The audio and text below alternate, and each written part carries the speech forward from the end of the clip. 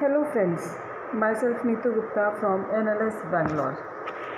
In this session, I am going to discuss some of the legal terms and phrases. So let us start. First is Environmental Impact Report. Environmental Impact Report means it is the study of all the factors which a land development or construction projects would have on the environment in area. वो सारे factors की study जो कि land developed और construction projects में will have on the environment in particular area, उसमें population भी आ जाती है, आपके स्कूल्स भी आ जाते हैं, ट्रैफिक भी है, फायर प्रोटेक्शन एक्सेट्रा. ये जो इन्वायरमेंटल इम्पैक्ट रिपोर्ट है, this report has to be submitted to the local government before the particular project can be approved. अगर गवर्नमेंट को लगता है कि इस प्रोजेक्ट से कोई भी इम्पैक्ट नहीं होगा, then it is called a negative declaration. Is it clear? Next is environmental law. Environmental law में क्या किसके रिगार्डिंग ये लॉ है? इसमें वो लॉ बताया गया है which protects the environment, which protects the land, which protects the wildlife, which prevents the pollution. Over cutting of forest नहीं होना चाहिए, वाटर को कंजर्व करने के लिए बताते हैं. तो एनवायरमेंटल लॉ में ये सारे लॉज के बारे में बताया गया, इनको प्रोटेक्ट किया गया. These law often give individuals and group the right to bring legal action और seek court orders to enforce the protections और demand revisions of private and public activity which may have detrimental effects on the environment. That is environmental law. Next, equal opportunity. Equal opportunity means there should not be any discrimination. कोई job में आपकी discrimination नहीं होनी चाहिए. Education में especially at the time of admission there should not be any discrimination. So there must be equal opportunity and that is guaranteed by law also. Okay, so there should not be, even constitution में बताया गया है, article 16 है, public employment, there should not be any discrimination on color, sex, religion, origin, etc. Is it clear? That is equal opportunity. Next, equal protection of law. Equal protection of law means सभी persons की right है that they can have access to the law and courts and they shall be treated equally by the law and courts, procedure में भी substance में भी. Is it clear? So it is it is similar to due process of law. Is it clear? Next, equitable means fair. किसी के साथ injustice नहीं होना चाहिए. अगर कोई कोर्ट्स के डिसीजंस हैं that should be based on just fairness. Is it clear? Equitable estoppel. Estoppel मैंने आपको पहले भी डिस्कस किया था.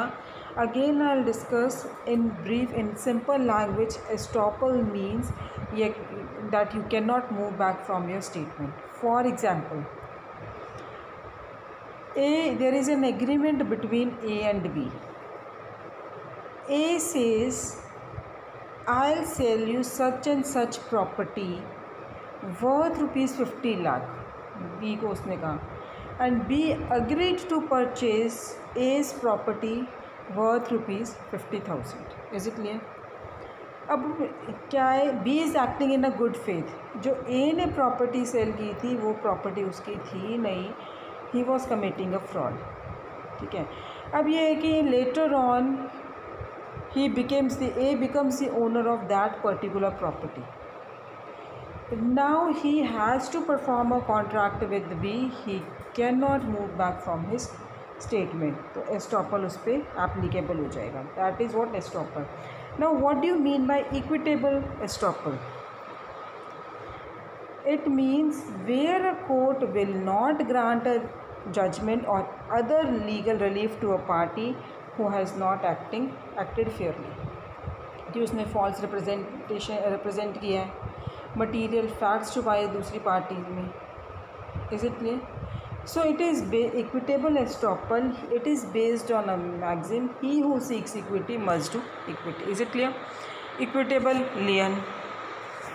Equitable lien means a lien everybody knows, to retain. Lien on property imposed by court in order to achieve fairness, particularly when someone has possession of property which he or she holds for another. Is it clear? Next equity, वही आ गया आपका equity में fairness का. Is it clear? Equity of redemption. Now little bit इसको equity of redemption को explain करने के लिए मैं आपको मॉर्टगेजर और मॉर्टगेजी का थोड़ा सा बताऊंगी. सो अगर आपने अपने प्रॉपर्टी मॉर्टगेज की है, if you have mortgage your property for some of rupees, you can say for 10 lakh rupees, आपको 10 लाख चाहिए थे, आपने अपनी प्रॉपर्टी मॉर्टगेज कर दी, सिक्योरिटी रख दी है, तो यू आर अ मॉर्टगेजर, और जिससे आपने लोन बोरो किया he is known as the mortgagor. Is it clear? Now there are certain rights of both the parties, mortgagor and mortgagee. तो अब जो ये इक्विटी ऑफ रिडेम्पशन है, it is a right of the mortgagor. Is it clear? Means person owing on a loan और debt against their real property. It is the right of mortgager after commencement of foreclosure proceedings to cure his or her default by making delinquent payments. So mortgager also must pay all accumulated cost as well as delinquency to keep the property. Is it clear? Equivalent means, it means equal in value. Ergo means it is a Latin term and it means therefore. और ये क्या है, ये जो term है ergo, it is often used in legal writings. Is it clear? Erroneous means something you have done wrong, और कोई document में कोई एरर है, it is not according to established law. Is it clear? Next, error क्या? Again mistake है. कोई एक जज से मिस्टेक हो गई है, प्रोसीजर में हो गई है, सब्सटेंटिव लॉ में हो गई है, it may be during hearing या फिर अपॉन पिटिशन और motion, that is a error. Appeal courts हैं, जहाँ पे आप अपील फाइल करते हो, वहाँ पे अपील कोर्ट्स ने एरर फाइंड किया है कि there was no prejudicial effect on the right of a party and thus harmless error. Is it clear? Errors and omissions. Generally, it is used as a shorthand for practice insurance, which give physicians, attorneys, architects, accountants, and other professionals coverage for claims by patient and clients for alleged professional errors and omission, which amounts to negligence. Next, escalator clause. Escalator clause means it is a provision in lease or other agreements in which rents, installment, payment और alimony, उसमें use होता है ये escalator clause. Lease में या कोई और agreement, it is regarding the rent, it is regarding the instalment payments, alimony है. सो दिस इंक्रीजेज, ये जो escalator clause है, it will increase from time to time when cost of living index goes up. Is it clear? So oftenly there is a maximum amount of increase and seldom there is a provision for reduction if the cost of living goes down or for deflation instead of inflation. Is it clear? Now escape clause. Escape clause means ये contract में provision होती है जिसमें parties को allow किया जाता है to be relieved of any obligation if a certain event occurs. Is it clear? Estate, ये French term है and this estate means that which falls to one. ये प्रॉपर्टी फॉरफिट कर दी है गवर्नमेंट के लिए. Is it clear? अगर आप किसी की प्रॉपर्टी है, ए हैज़ सम प्रॉपर्टी, चाहे वो बैंक अकाउंट्स में ही है उसकी प्रॉपर्टी, कोई भी प्रॉपर्टी उसके पास, and he has no heirs, no descendants, कोई बेनिफिशियरी नहीं है प्रॉपर्टी को लेने के लिए, तो क्या, और किसी को पता भी नहीं है किसकी प्रॉपर्टी थी, मीन्स की डेथ हो गई लास्ट ओनर की, तो वो प्रॉपर्टी कौन ले लेगा? गवर्नमेंट ले लेगी, and that is known as escrow. Escrow means ये एक तरह का अकाउंट होता है जो कि एस्क्रो एजेंट ने है के पास होता है। सो एस्क्रो एजेंट है कोई individual, it may be A company also, and in this account documents are deposited. See, a form of account held by an escrow agent into which it is deposited the documents and funds in a transfer of real property, including money, mortgage or deed of trust, and existing promissory note secured by the real property. Is it clear? Instructions होती हैं दोनों parties की तरफ से, accounting of funds है, और जो भी डॉक्यूमेंट्स ज़रूरी है कंप्लीट ट्रांजैक्शन को कंप्लीट करने के लिए, and agreed between buyer and seller, that is escrow. अगर हम देखें originally escrow meant the deed held by escrow agent. Is it clear? Next escrow agent already discuss कर लिया, जो कि कोई भी पर्सन या कोई एंटिटी है, means any corporation, if they are holding any documents या funds in transfer of real property, और जो दोनों पार्टीज़ हैं they are acting according to the instruction. Is it clear? Escrow instructions, anything agreed between buyer and seller of the real estate, and that in written form, that is escrow instructions. ये जो instructions हैं escrow holder generally ये prepare करता है, and then it is approved by the parties and their agents. Is it clear?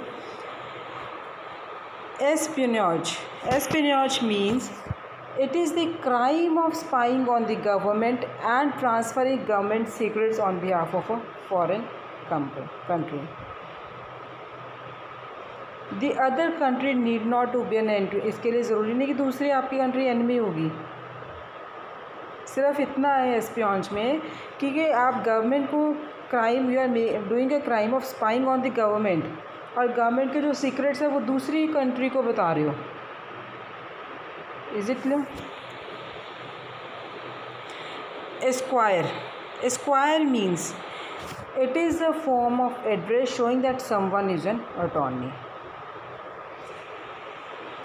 Next, estate.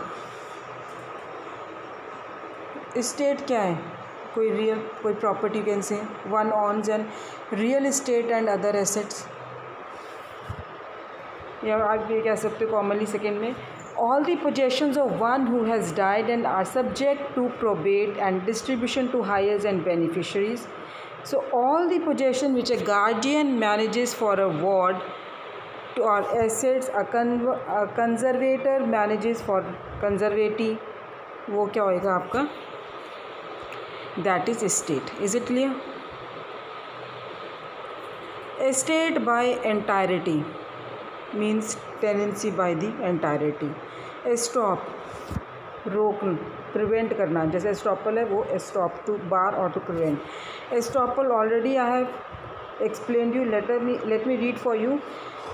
A bar or obstruction which precludes a person from asserting a fact or right or prevents one from denying a fact. मैंने कोई statement की है, आप मेरी statement पे rely करके वो काम कर रहे हो, so that law of estoppel applies on me. Is it clear? Such a hindrance is due to a person's action, conduct, statement, admission, failure to act or judgment against the person in an identical legal case. Estoppel includes being barred by false representation or concealment, failure to take legal action until the other party is prejudiced by the delay, and a court ruling against the party on the same matter in a different case. That is estoppel. Is it clear? Now, et al. It is an abbreviation for the Latin phrase et ali, E-T-A-L-I, which means and others. So, this is commonly used in shortening the name of a case. et seek. Again, it is a Latin phrase. It is used an abbreviation for Latin phrase, that is et sequens, which means following. और ये generally lawyers use करते हैं to include numbered list, pages और sections after the first number is stated. Is it clear? Et hux. Again, it is an abbreviation for the Latin word et uxor, which means and wife. और ये कहाँ पे use होते हैं? et hux. It is used in deeds, tax assessment roll या फिर कोई और डॉक्यूमेंट्स में in the form जैसे अब join Abraham et ex to show that the wife as well as the husband own property. Is it clear? So in this lecture, I wind up my lecture here.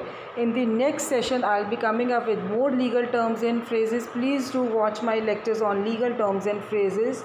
This will help you to crack your law entrance exam. Thank you.